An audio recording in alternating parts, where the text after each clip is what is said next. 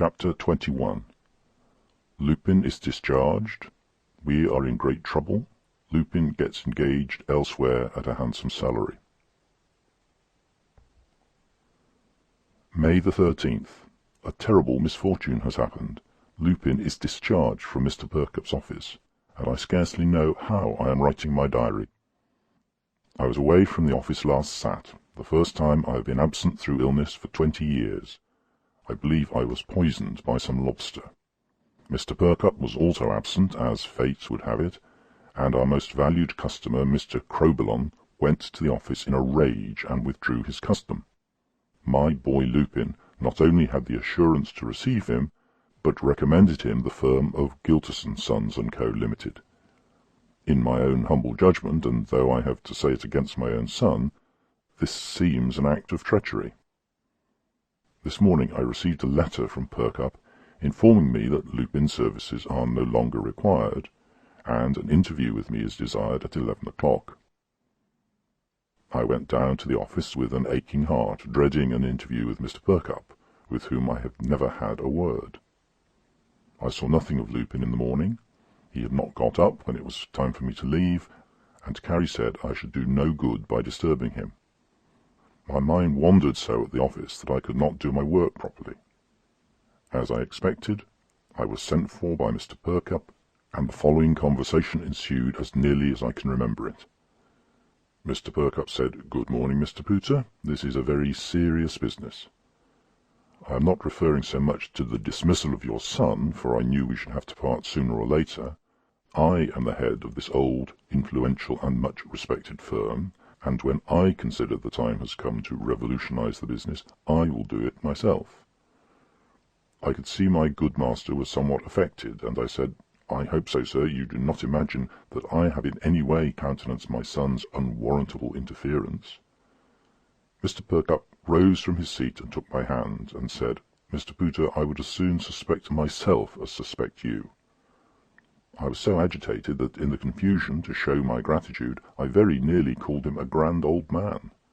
Fortunately I checked myself in time, and said he was a grand old master. I was so unaccountable for my actions that I sat down, leaving him standing. Of course I at once rose, but Mr. Perkup bade me sit down, which I was very pleased to do. Mr. Perkup, resuming, said, "You will understand, Mr. Pooter, that the high-standing nature of our firm will not admit of our bending to anybody. If Mr. Crobelon chooses to put his work in other hands, I may add less experienced hands, it is not for us to bend and beg back his custom." "You shall not do it, sir," I said with indignation. "Exactly," replied Mr. Perkup, "I shall not do it. But I was thinking this, Mr. Pooter, Mr. Crobelon is our most valued client, and I will even confess, for I know this will not go beyond ourselves, that we cannot afford very well to lose him, especially in these times, which are not of the brightest. Now, I fancy you can be of service." I replied, "Mr. Perkup, I will work day and night to serve you." Mr. Perkup said, "I know you will. Now, what I should like you to do is this. You yourself might write to Mr. Crobelon, you must not, of course, lead him to suppose I know anything about your doing so, and explain to him that your son was only taken on as a clerk, quite an inexperienced one, in fact, out of the respect the firm had for you, Mr. Pooter. This is, of course, a fact. I don't suggest you should speak in too strong terms of your own son's conduct, but I may add that, had he been a son of mine, I should have condemned his interference with no measured terms. That I leave to you. I think the result will be that Mr. Crobelon will see the force of the foolish step he has taken, and our firm will neither suffer in dignity nor in pocket." I could not help thinking what a noble gentleman Mr. Perkup is. His manners and his way of speaking seemed to almost thrill one with respect. I said, "Would you like to see the letter before I send it?" Mr. Perkup said, "Oh no, I'd better not. I am supposed to know nothing about it, and I have every confidence in you. You must write the letter carefully. We are not very busy. You'd better take the morning tomorrow, or the whole day if you like. I shall be here myself all day tomorrow, in fact all of the week, in case Mr. Crobelon should call."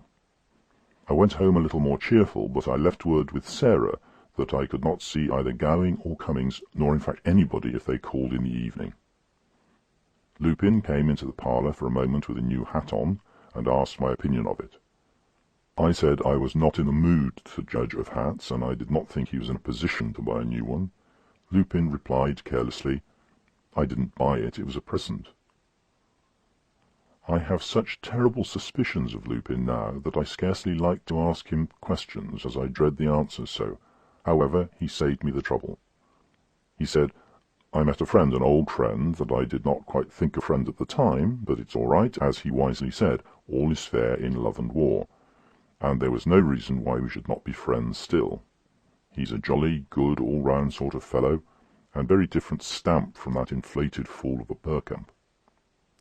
I said, "Hush, Lupin, do not pray add insult to injury." Lupin said, "What do you mean by injury?"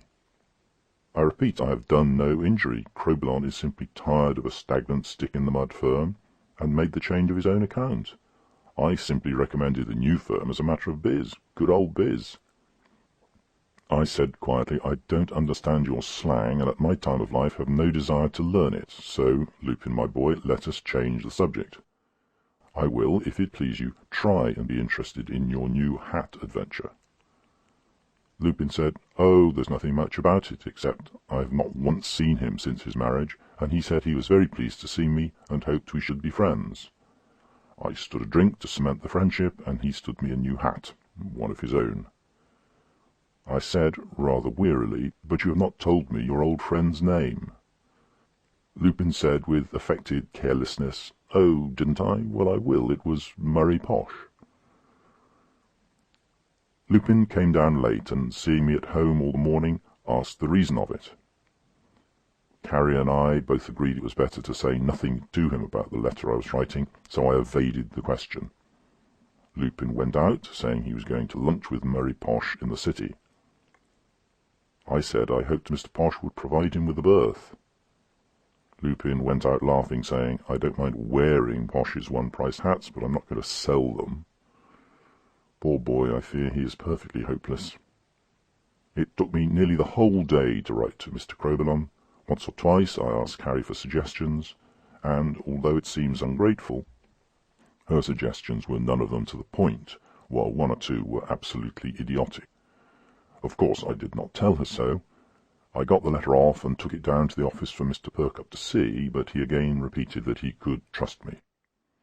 Gowing called in the evening, and I was obliged to tell him about Lupin and Mr. Perkup, and, to my surprise, he was quite inclined to side with Lupin. Carrie joined in and said she thought I was taking much too melancholy a view of it. Gowing produced a pint sample bottle of Madeira, which had been given to him, which he said would get rid of the blues.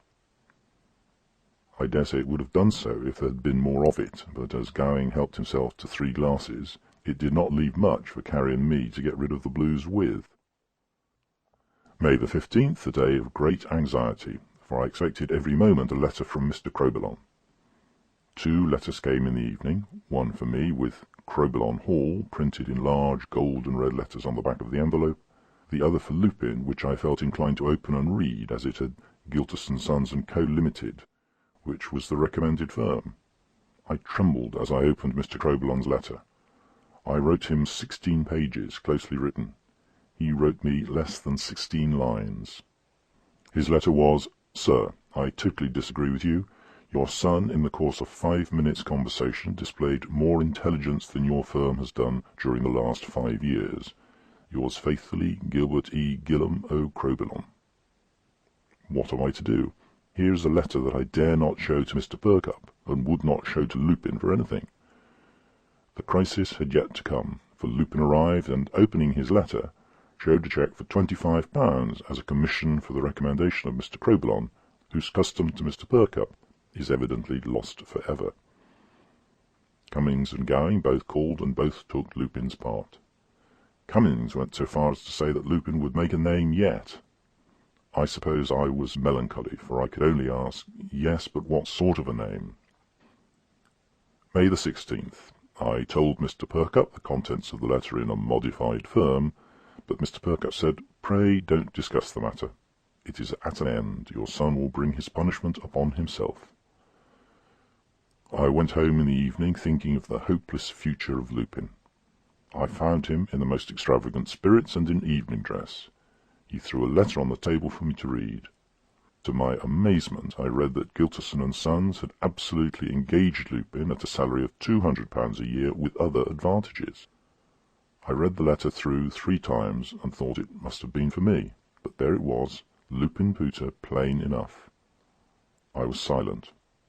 Lupin said, "What price Perkup now?" "You take my tip, Gov. Off with Perkup and freeze on to Gilterson, the firm of the future. Perkup's firm, the stagnant dummies, have been standing still for years, and now are moving back. I want to go on. In fact, I must go off, as I am dining with the Murray Poshes tonight." In the exuberance of his spirits, he hit his hat with a stick and gave a loud war whoop, jumped over a chair and took the liberty of rumpling my hair all over my forehead, and bounced out of the room, giving me no chance of reminding him of his age and the respect which was due to his parent. Gowing and Cummings came in the evening, and positively cheered me up with congratulations respecting Lupin. Gowing said, "I always said he would get on, and take my word, he has more in his head than we 3 put together." Carey said, "He's a second Hardfur Huttle." End of chapter.